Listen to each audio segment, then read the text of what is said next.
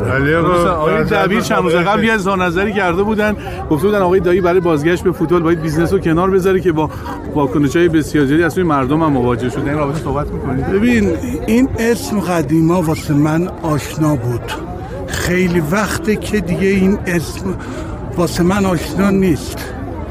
از موقعی که ایشون شورای شهر رفتن و لباس پوشیدنش رو عوض کرد و دیگه اون موقع واسه من غریبه شده. من خواهش میکنم از امثال ایشون برن به زندگی خصوصی خودشون برسن، راجع به کسای دیگه تصمیم گیری نکنن. همه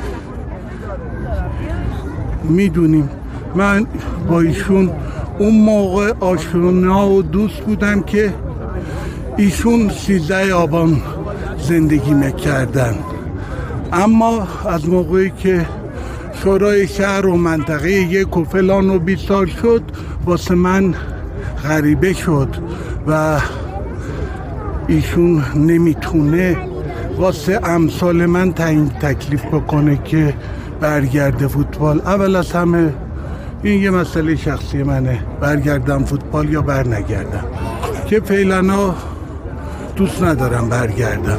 بعد اون ایشون که کاره مملکته که واسه من تعیین تکلیف بکنه که